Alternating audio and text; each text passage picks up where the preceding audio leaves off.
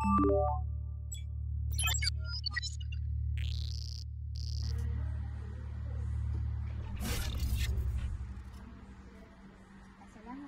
dan salam sejahtera.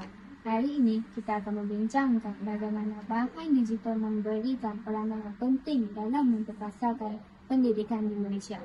Bersama dengan saya hari ini, Ainul Madeh binti Muhammad Aziz dengan beberapa tetamu istimewa yang akan memberikan pandangan mereka.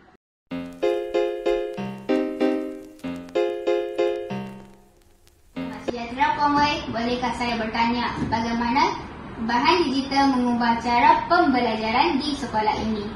Bahan digital memberi peluang kepada guru dan murid untuk meneroka pembelajaran dengan lebih luas. Kami telah mengaplikasikan pelbagai teknologi seperti e-pembelajaran dan skrin pintar di dalam kelas untuk meningkatkan keberkesanan pengajaran dan pembelajaran. Terima kasih Puan Wei. Sama. Selamat sejahtera Puan Loh, bolehkah saya bertanya soalan tentang bagaimanakah bahan digital mengubah cara pembelajaran di dalam sekolah ini? Salam sejahtera. Boleh.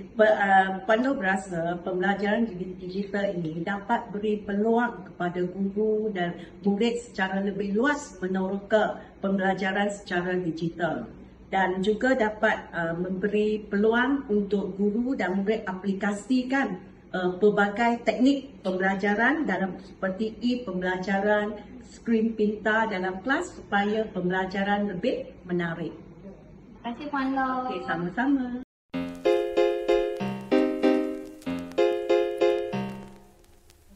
Cikgu, bagaimanakah bahan digital dapat membantu dalam pembelajaran di dalam kelas?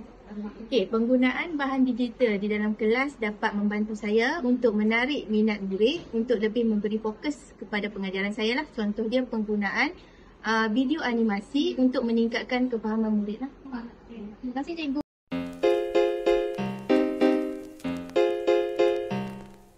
Okey, sekarang kita ada seorang murid dari SMJK Komon Datuk Rahmat akan memberikan pendapat beliau tentang bahan digital. Apakah pendapat anda? Saya suka sebab boleh mengulang-kaji pembelajaran melalui video dan latihan dalam talian. Betul, terima kasih. Bersama saya lagi dengan seorang pelajar yang bernama Grace Chan yang akan memberikan pendapatnya tentang bahan digital. Apakah pendapat anda, Grace?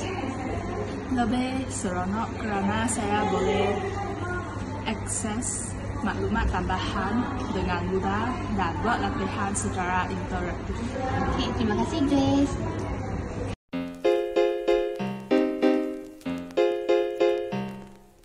Walaupun teknologi mempunyai banyak manfaat, tetapi apakah cabaran yang cikgu hadapi semasa penggunaan bahan digital? Apakah pendapat cikgu?